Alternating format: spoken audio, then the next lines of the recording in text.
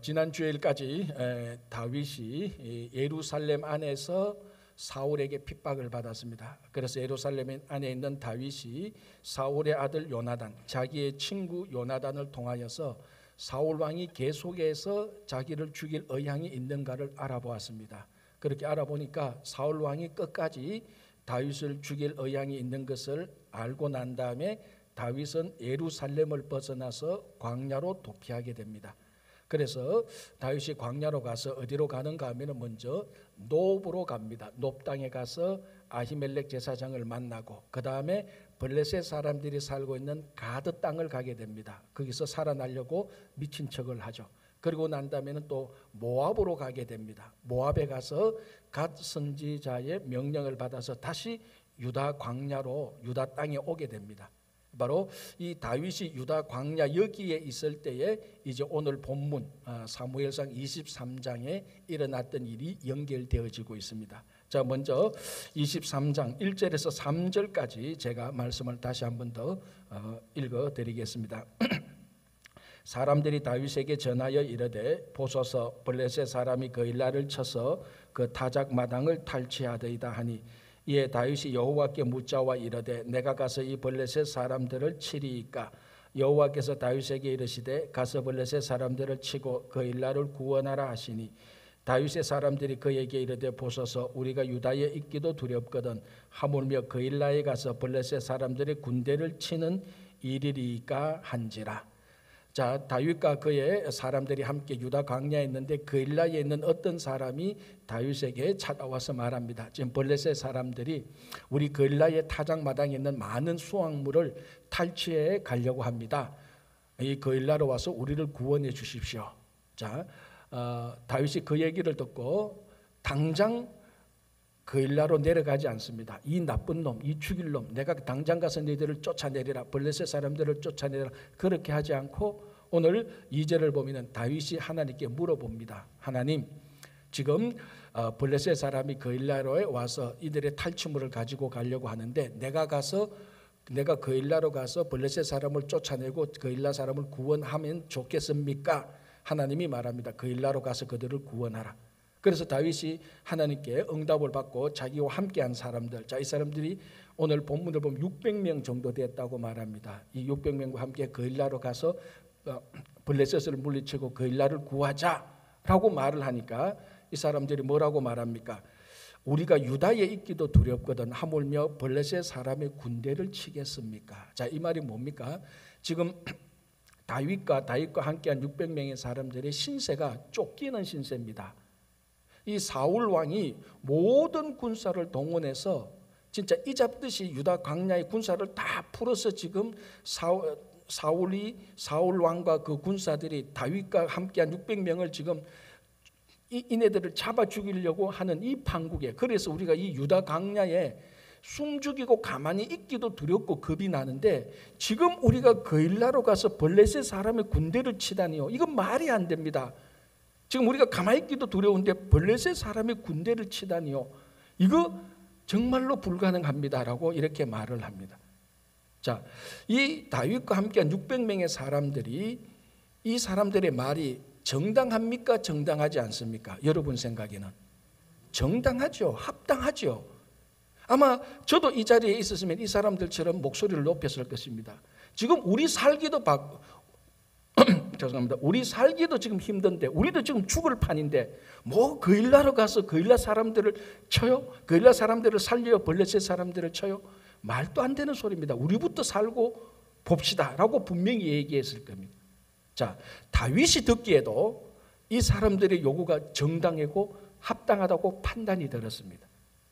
자, 그러니 이제 하나님의 뜻과 자기와 함께 있는 사람들의 요구가 충돌을 일으킵니다. 다윗은 그 중간에 놓이게 됩니다.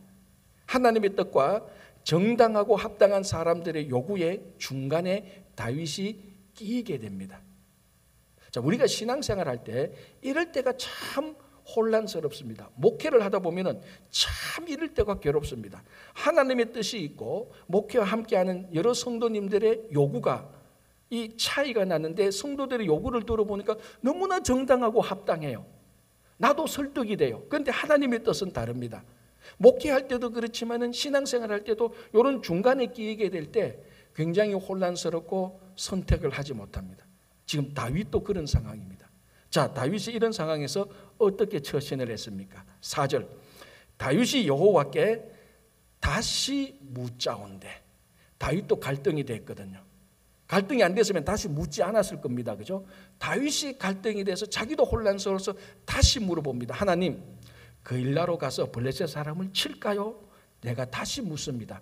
하나님의 대답은 똑같습니다. 그일라로 가서 블레셋 사람을 치고 그일라를 구원하라. 그래서 다윗이 그일라로 가서 블레셋 사람들을 치고 그일라 사람들을 구원합니다. 자, 여기서 이 다윗이 행한 이 행위를 통하여서 우리는 하나님께 순종하는 것이 무엇인가를 진실로 알게 되는 겁니다. 자, 우리가 신앙생활 할 때 내 뜻과 하나님의 뜻이 일치할 때 순종하기는 너무너무 쉽습니다. 그리고 하나님의 뜻과 주변 사람들의 정당하고 합당한 요구가 일치할 때 그거 순종하기는 너무너무 쉽습니다. 그리고 모든 상황이 순조롭게 진행될 때 하나님의 뜻에 순종하는 것은 기쁘고 즐겁고 너무 쉽습니다.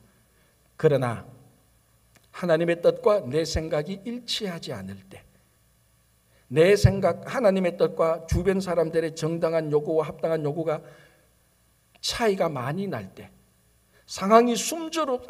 이 상황이 순조롭지 못할 때 하나님께 순종하는 것은 결코 쉬운 일이 아닙니다. 이 상황에서 다윗은 자기 생각하고도 좀 다르지만 다윗이 들어봐도 주변 사람들의 생각이 맞아요. 그러니까 다윗이 생각한 것하고 하나님의 뜻이 일치하지 않습니다. 주변 사람들의 다윗과 함께 600명의 사람들의 요구와 합당한 요구가 하나님의 뜻과 다릅니다. 상황이 순조롭지 못합니다. 지금 그일라로 들어가면은 죽을 판입니다. 지금도 죽을 판인데 상황이 순조롭지 못하고 하나님의 뜻과 자기 생각이 일치하지 않고 하나님의 뜻과 주변 사람들의 정당한 요구와 합당한 요구가 다를 때 다윗은 모든 것을 제끼고 하나님의 말씀을 따라갔습니다.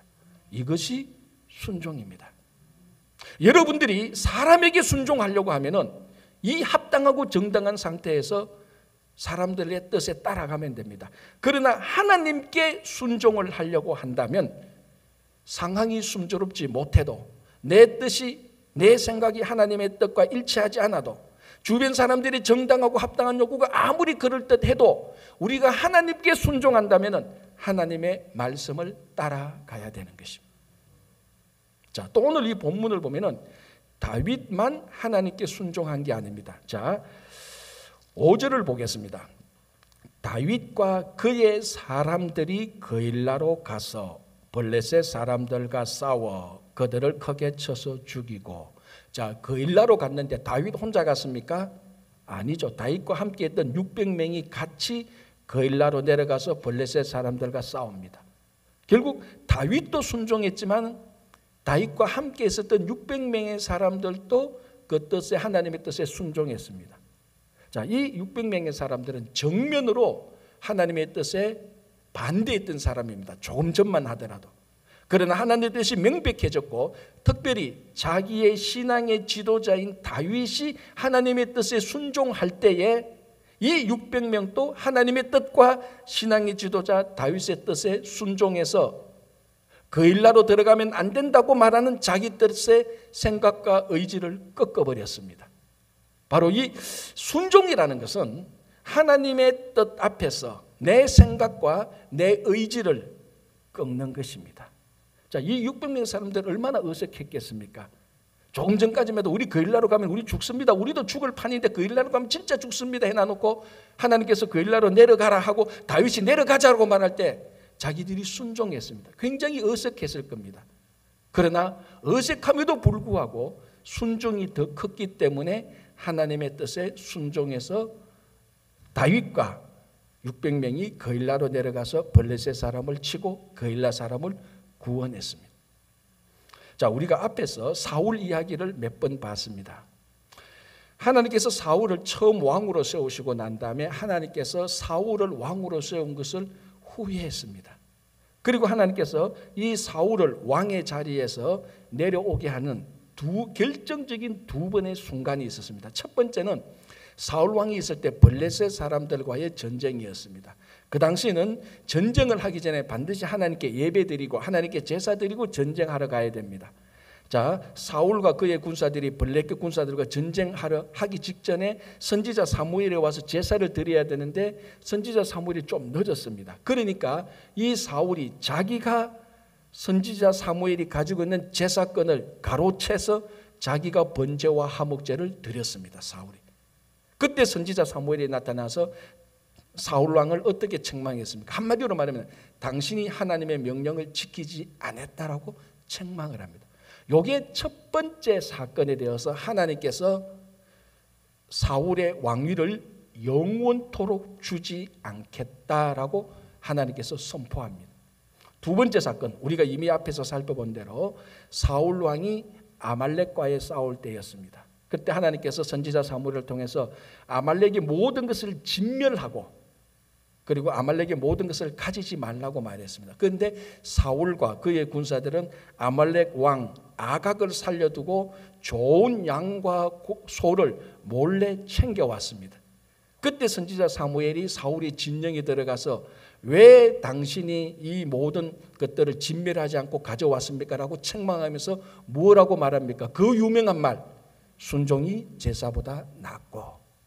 자, 요 두 가지 사건, 사울 왕이 블레셋과의 전쟁, 아말렉과의 전쟁, 이 두 가지 사건에서 사울 왕이 보여준 공통적인 잘못된 것은 무엇입니까? 하나님의 명령에 순종하지 않았습니다. 하나님의 말씀을 따라가지 않았고 자기 뜻과 의지를 하나님 앞에서 꺾지 않았습니다. 왜 사울이 왕으로서 폐위당합니까? 한마디로 한 단어로 말하면 불순종입니다. 하나님의 뜻에 불순종했을 때 하나님은 사울을 왕으로 내리고 이 다윗을 광야로 피신시켜서 광야에서 철두철미하게 순종 훈련을 시키고 있습니다. 이렇게 하나님께 순종한 사람, 그래서 하나님이 다윗을 가리켜서 마음에 합한 사람이라고 말을 합니다.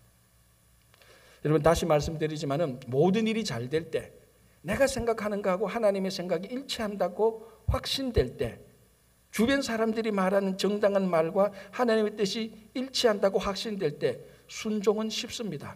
그런 순종은 세상 사람들도 할 수 있습니다.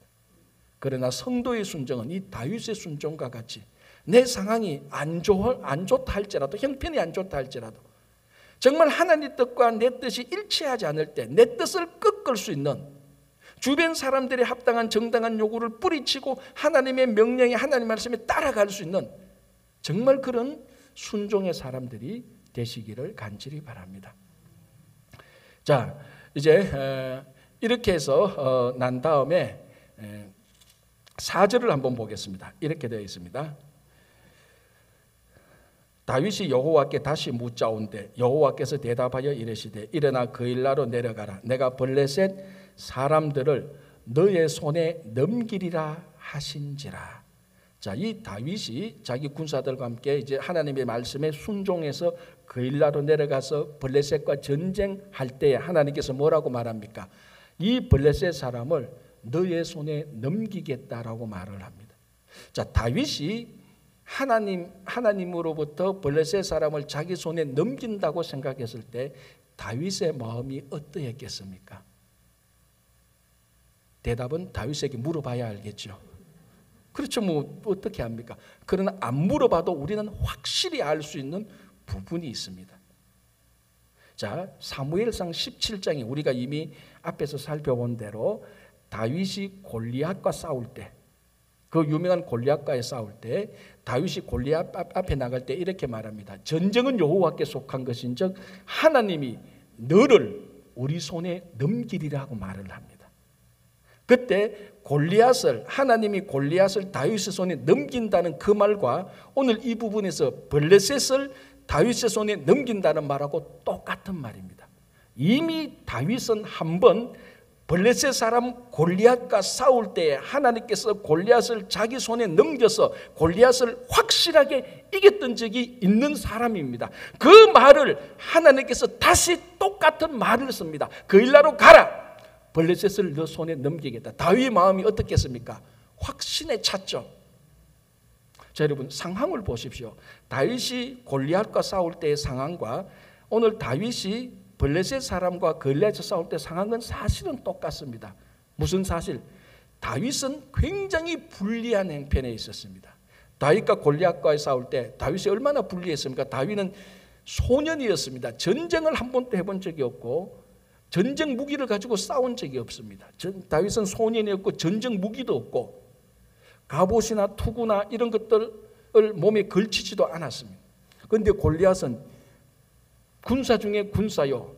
머리끝에서 발끝까지 완전 무장을 했고 전쟁 무기를 가져왔고 그리고 자기 골리앗의 전쟁 무기를 들고 있는 시중 군사 한 명도 있었습니다. 어느 모로 보나 다윗은 이길 수 없는 그런 상황이었습니다. 다윗이 굉장히 불리했죠. 상대방은 너무나 강하고 다윗은 너무나 약하고 상황은 굉장히 불리했습니다.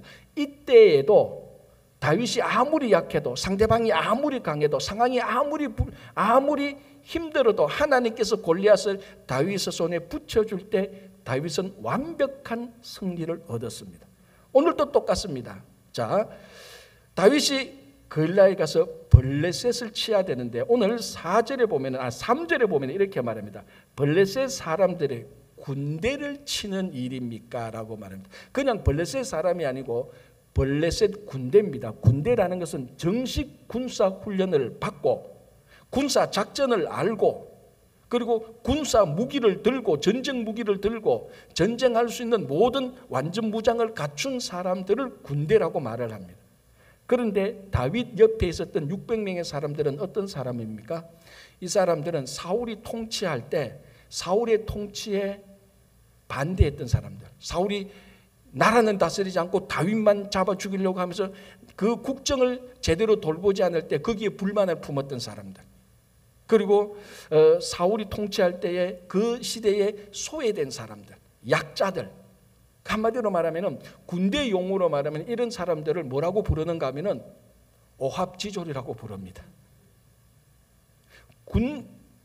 다윗과 함께 있었던 600명은 군인들이 아니에요. 그 시대의 약자들이고 소외된 사람들입니다. 한 번도 칼 쓰는 법, 말 타는 법을 배워본 적이 없습니다. 그런데 상대방은 블레셋 사람의 군대입니다. 군대와 그냥 오합지졸과 전쟁을 하면 군대가 이기죠. 훨씬 더 불리한 조건입니다. 게다가 사울은 온 군사를 풀어서 이 다윗과 그 군사를 죽이려고 합니다. 정말 어떤 조건으로 봐도 그 옛날 다윗이 골리앗하고 싸울 때하고 똑같은 불리한 조건입니다. 그러나 하나님은 말합니다. 골리앗을 다윗의 손에 넘겨준다라고 말했던 그 말을 다시 하나님께서 다윗에게 이 블레셋 사람을 너에게 넘겨주겠다라고 말을 합니다. 다윗은 확신에 찬 것입니다. 분명히 이길 수 있다고 확신했던 것입니다. 여러분, 하나님께서 우리가 아무리 약해도 대적이 아무리 강해도 하나님께서 그 대적을 우리 손에 넘겨주면은 그 승리는 100% 완벽한 승리로 끝이 납니다. 저는 개인적으로 혼자 이런 믿음의 망상을 해봅니다. 이게 말이 되는지 모르겠지만 믿음의 망상을 해보는데 하나님께서 오늘날 우리 세대에 아니면 우리 다음 세대 우리 자녀들을 통하여서 이 다윗과 같은 온전히 하나님께 순종하는 한 인물을 하나님께서 세우셔서 그 인물에다가 미국을 넘겨주기를 저는 간절히 바랍니다. 그러면 이 미국이 하나님의 나라가 될 것입니다. 어떻게 보면 우리가 그런 우리 세대가 아니라면 우리 자녀들 세대에 이 다윗과 같이 온전히 순종하는 한 사람을 세우기 위해서 우리가 기도하고 투자하고 양육하고 교육해야 되는 거예요. 그 한 사람만 나타나 그 한 사람의 손에 미국을 하나님께서 넘겨주신다면 이 미국은 다시 하나님의 나라로 회복될 것입니다. 자, 이와 반대도 마찬가지입니다. 무슨 소리인가 하면 하나님께서 어떤 것들이라도 우리 손에 넘겨주시면 100% 완벽한 승리를 거두지만 반대로 대적이 아무리 우리를 잡아 죽이려고 해도 하나님께서 우리를 대적의 손에 넘기지 않는다면 우리는 결코 패배하지 않습니다. 자, 오늘 본문 23장 14절 볼게요. 이렇게 되어 있습니다. 다윗이 광야의 요새에도 있었고 또 십광야 산골에도 머물렀으므로 사울이 매일 찾되 하나님이 그를 그의 손에 넘기지 아니하시니라. 자, 이 사울의 모든 군사들이 광야를 샅샅이 뒤집니다. 매일. 이 정도면은 광야에 있는 바늘도 찾아낼 겁니다. 그런데 다윗과 600명의 군사를 찾지를 못해요. 잡지를 못해요. 왜? 하나님이 다윗을 사울의 손에 넘기지 아니하니까. 사울이 다윗을 찾지도 못하고 이기지도 못합니다. 아무리 다윗이 약해도, 아무리 사울이 강해도 하나님께서 다윗을 사울의 손에, 다윗을 대적의 손에 넘기지 않는 한 결코 다윗은 패배하지 않습니다. 여러분, 예수님께서 이 땅에 오실 때 첫 번 성탄절 때, 성탄절은 아니지만 우리 마태복음은 이런 내용이 나옵니다. 예수님께서 베들레헴에서 탄생하실 때 동방박사들이 와서 이 아기 예수께 경배하러 그 별을 보고 오다가 먼저 예루살렘을 가게 됩니다. 예루살렘에 가서 누구를 만납니까? 헤롯 왕을 만나면서 헤롯에 경배하고 헤롯에게 말하죠. 이 땅의 왕으로 나시니까 어디 있습니까? 하니까 헤롯이 무슨 소리야, 내가 왕인데. 그러니까 동방박사들이 이런 왕 말고 진짜 왕 하니까 이 헤롯이 진짜 왕이 났어? 그러면 그 왕이 너희들이 알면은 내게도 알려줘. 나도 경배할게. 경배하려고 한 게 아니죠. 잡아 죽이려고 한 거죠. 그리고 동방박사들이 예루살렘에서 별을 따라서 다시 베들레헴으로 갑니다. 그리고 동방박사들이 아기 예수를 만나서 경배하고 여기 진짜 왕이 있다고 헤롯에게 알려주지 않고 다 그냥 자기 길을 갑니다. 헤롯이 그 얘기를, 그 모든 사실을 알고 속았다는 생각이 듭니다. 그래서 진짜 왕으로 난 아기 예수를 죽이려고 어떻게 합니까? 동방박사들에게 됐던 그 때를 기준으로 2살 이하의 남자아이를 다 죽이라고 명령합니다. 대학살이었죠. 그래서 헤롯이 이 땅에 온 아기 예수를 잡아 죽이려고 대학살을 벌리는데 하나님께서는 예수님을 헤롯의 손에 넘기지 않았습니다. 그 가족들을 애굽으로 피신시켰습니다. 여러분 한번 생각해 보시죠. 예수님의 어머니 마리아, 저 산골 처녀 중에 처녀입니다. 예수님의 아버지 요셉, 우리말로 하면 건축학자인데 굉장히 있어 보이는데요, 그냥 목수예요. 이 정말 요셉과 마리아는 헤롯과 비교하면 비교할 수 없을 정도로 나약하고 미천한 사람입니다. 헤롯이 마음 먹고 이 가족을 찾으려는데 왜 못 찾겠습니까? 왜 못 잡겠습니까? 그런데 잡히지 않습니다. 왜요? 하나님이 헤롯의 손에 예수님을 넘기지 않으니까요. 여러분, 이것이 구원 이야기입니다. 하나님이 우리를 사탄의 손에 넘기지 않습니다. 하나님이 우리를 죄와 사망의 손에 넘기지 않습니다. 하나님이 우리를 대적의 손에 넘기지 않습니다. 하나님이 우리를 질병과 코로나 팬데믹에 넘기지 않습니다. 그렇다면 우리는 패배하지 않습니다. 우리가 아무리 약해도, 상대방이 아무리 강해도 하나님이 우리를 대적의 손에 넘기지 않는 한 대적은 우리의 머리털 끝 하나도 건드리지 못합니다. 사망과 원수는, 죄악은 우리를 머리털 끝 하나 건드리지 못합니다. 그래서 우리가 구원받고 살고 있는 것입니다. 자, 이렇게 해서 다윗과 군사들이 그일라에 있는 블레셋 사람들을 물리치고 그일라 사람들을 구원하는데 여기에 또 무슨 일이 생기는가? 어떤 그일라 한 사람이 또는 여러 사람들이 사울에게 일러바칩니다. 무엇을 일러바칩니까? 우리가 살고 있는 그일라에 다윗과 그의 사람들이 있습니다. 밀고를 합니다.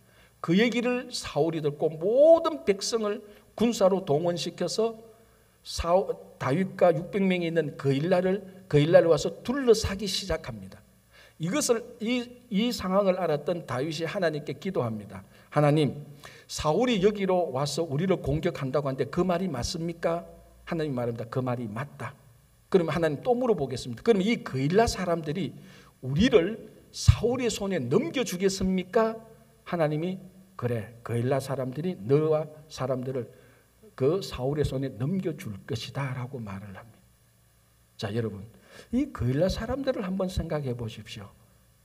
배은망덕한 사람이죠. 원수를 은혜로 갚는 사람들입니다. 이 다윗과 600명이 와서 목숨을 걸고 그일라에 와서 블레셋 사람들을 물리쳐주고 그일라 사람들의 목숨을 살려줬는데 이 사람들은 다시 사울에게 이 다윗과 사람들을 넘겨주려고 합니다. 자, 그럼 왜 그럴까요? 누가 그럽니다. 싸가지가 없으니까 그렇죠 라고 말하는데 싸가지 문제보다 훨씬 더 심각한 문제가 있습니다. 자, 다윗이 제가 처음에 말씀드린 것처럼 한번 예루살렘을 벗어나서 광야로 들으면서 첫 번째 들렀던 곳이 놉이라는 곳에 들렀습니다. 거기 가서 제사장 아히멜렉에게 큰 도움을 받게 됩니다. 그런데 이 사실이 사울에게 발각이 됩니다. 그래서 사울이 놉에게 와서 다윗을 도와줬다는 명목으로 놉에 있는 제사장 85명을 학살해버립니다. 무지무지하게 잔인한 악행을 저질렀죠. 자, 이것이 소문이 안 나겠습니까? 다 알고 있습니다. 그일라 사람도 그 일을 알고 있습니다. 그래서 이 그일라 사람이 다윗이 온 것과 다윗과 다윗의 사람들이 온 것을 보고 야, 언젠가는 사울이 알 것이다. 사울이 그일라의 다윗과 그의 사람들이 방문한 것을 알 것이다. 그런데 나중에 사울이 왜 너희들은 다윗을 나에게 밀고 하지 않았나라고 말하면 우리는 할 말이 없다. 그러면은 사울이 놉에 있는 제사장 85명을 학살한 것처럼 우리 그일라 사람도 학살할 것이다. 그게 두려웠던 거예요. 그래서 여기에 그일라에 다윗과 그의 사람들이 있다고 밀고도 하고 사울이 쳐들어올 때 이 그일라 사람들이 다윗을 보호하는 것이 아니고 다윗을 사울에게 넘겨주려고 했던 것입니다. 사정은 있죠. 사정은 있습니다. 그러나 아무리 사정이 있다 할지라도 다윗과 그의 사람들은 목숨을 걸고 그일라 사람들의 목숨을 살려줬는데 이렇게 배반하면 안 되죠. 됩니까? 안 되죠. 자기 생명의 은인을 원수의 손에 다윗의 원수의 손에 넘긴다. 이런 걸 가리켜서 우리는 배신한다라고 말을 해요. 지금 그일라 사람들은 완벽하게 자기들이 또 살려고 다윗을 사울의 손에 넘겨주고 자기들은 살려고 하는 것입니다. 자, 그것을 알았던 다윗이 어떻게 합니까? 13절 다윗과 그의 사람 600명 가량이 일어나 그일라를 떠나서 갈 수 있는 곳으로 갔더니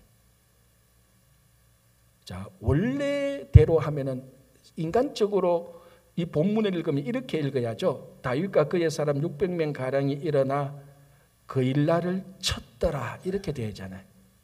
이게 정상이잖아요.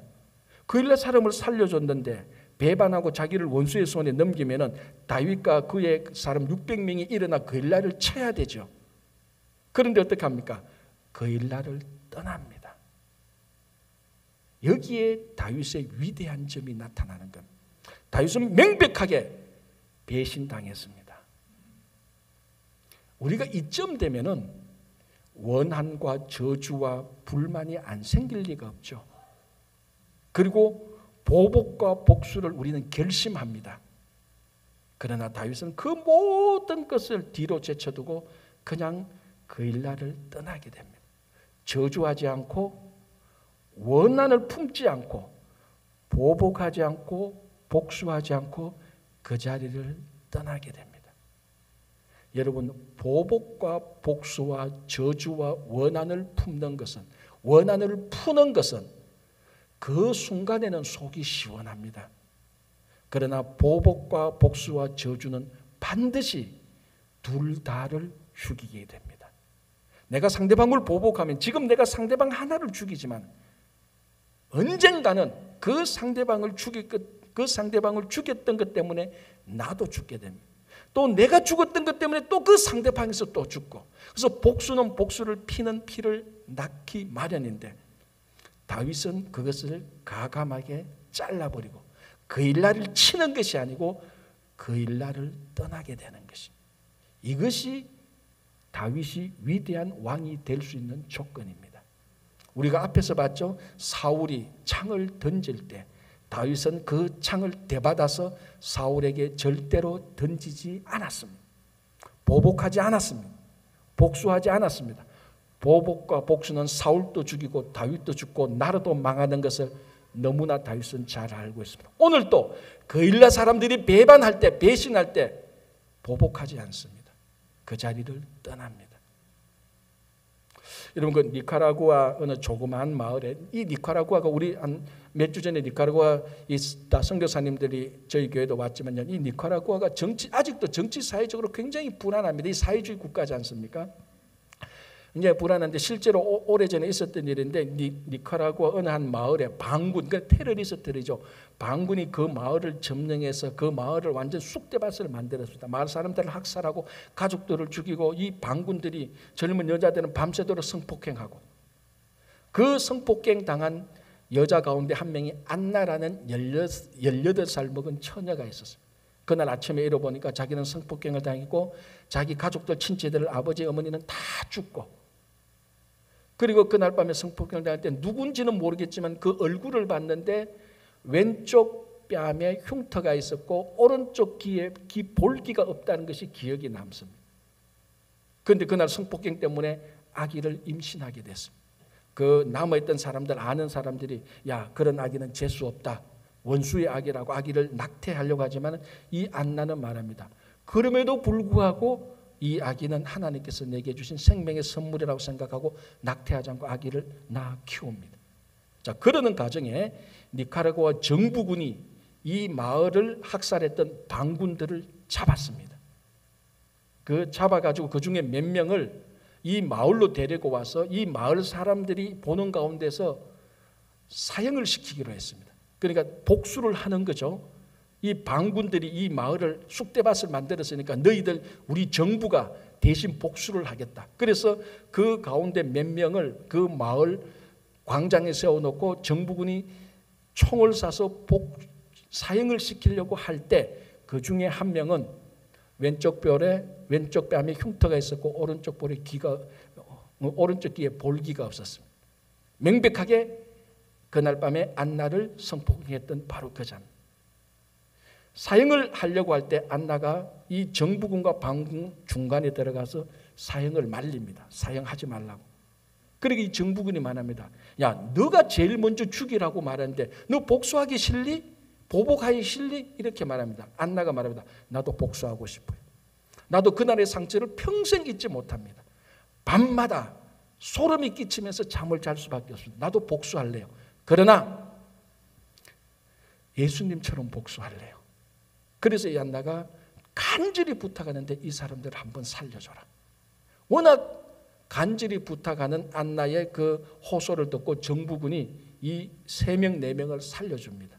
그리고 난 다음에 들려오는 소리가 이 3명, 4명 반군들이, 이 테러리스트들이 안나의 너무나 아름다운 마음에 감동되어서 회개하고 정직하게 바르게 살고 있다는 소문을 듣게 됩니다. 이후로 13년이 지난 후에 이 안나의 아이, 그러니까 청소년이 되었죠. 10대가 되었는데 다리를 걷는데 실수해서 그 다리 밑에 넘어졌는데 그때 이 다리 밑에 급류가 굉장히 그 속도가 빠른 진짜 뭐 무시무시한 강의 급류가 흘러가는데 거기에 빠져버렸어요. 급류에 빠져서 막 이제 그러면 살려달라고 아우성을 치면서 급류에 내려갔는데 그 옆에 지나가던 탁발성 수도사가 있었어요. 보니까 한 아이가 그 급류에 떠내려가기 때문에 이 탁발성 수도사가 강물에 들어가서 그 아이를 살려냅니다. 살려내고 힘을 너무 빼서 그 급류도 너무 강하고 해서 자기는 그 강에서 나오지 못하고 강 하류쯤에 급류에 휘말려가서 죽게 됩니다. 그래서 그 마을 사람들이 그 시신을 가지고 와서 이 사람이 그 안나의 아이를 살렸던 사람이다라고 이제 시신을 찾아오고 장례식을 해주려고 하는데 이 시신의 얼굴 왼쪽 뺨에 흉터가 있었고 오른쪽 귀에 볼기가 없었다는 것. 누굽니까? 이 아이의 아버지였죠. 복수와 보복은 모든 사람을 망하게 하고 다 죽입니다. 그러나 복수와 보복의 자리에서 떠나면은 둘 다 삽니다. 다 살게 됩니다. 만약에 오늘 다윗이 그일라를 떠나지 않고 그일라에 남아서 복수를 했더라면 그일라 사람은 죽고 다윗과 그 사람들은 살았을까요? 천만의 말씀. 다 죽습니다. 자, 13절을 한번 보시기 바랍니다. 이렇게 되어 있습니다. 다시 다윗과 그의 사람 600명 가량이 일어나 그일라를 떠나서 갈 수 있는 곳으로 갔더니 다윗이 그일라에서 피한 것을 어떤 사람이 사울에게 말하며 사울이 가기를 거치니라. 다윗도 살았고 그일라 사람도 살았습니다. 비록 그일라 사람들이 자기 살고자 다윗을 배반했지만은 다윗을 사울의 손에 넘기려고 했지만은 하나님이 다윗을 사울의 손에 넘기지 않았습니다. 보복하지 않고 복수하지 않고 원한과 저주의 자리에서 떠났을 때에 하나님은 모든 사람을 다 살리셨습니다. 만약에 다윗이 보복하고 저주하고 복수하는 마음을 품고 나중에 왕이 되었다라면 그 나라는 하나님이 가장 싫어하시는 피를 부르는 전쟁이 끊이지 않는 나라가 되었을 것입니다. 그러나 다윗은 사울이 창을 던질 때 대받아치지 않았고 그일라 사람이 배반할 때 그들을 치지 않고 그 원한과 저주와 복수의 자리를 떠남으로 말미암아 모든 사람을 살리는 왕이 될 수 있는 위대한 지도자의 모습을 보여주고 있습니다. 여러분, 코로나 팬데믹을 거치면서 이민 생활을 살면서 왜 우리 각자의 원한과 저주와 불평이 없겠습니까? 여러분 마음속에 꼭 한두 명은 복수하고 싶은 사람들이 있죠. 저도 아직 있습니다. 아직 그 사람이 살아있어요. 어떻게 할까요? 찾아가서 욕이라도 할까요? 오늘 다윗은 말합니다. 그일라를 쳤다라고 말하지 않고 그일라를 떠났다라고 말합니다. 여러분, 저주와 복수와 원한의 자리를 떠나십시오. 모든 사람이 살게 될 것입니다. 여러분의 뜻과 사람의 뜻과 하나님의 뜻이 일치하지 않을 때 하나님의 말씀에 순종하십시오. 우리가 아무리 약해도 하나님이 우리를 대적의 손에 넘기지 않을 때 우리는 패배하지 않습니다. 대적이 아무리 강해도 하나님이 우리 손에 넘기면은 우리는 반드시 이깁니다. 여러분 자리가 어떻습니까? 정말 원한과 저주의 자리를 떠나서 하나님의 은혜의 자리로 나가는 여러분 되시기 바랍니다. 기도하겠습니다.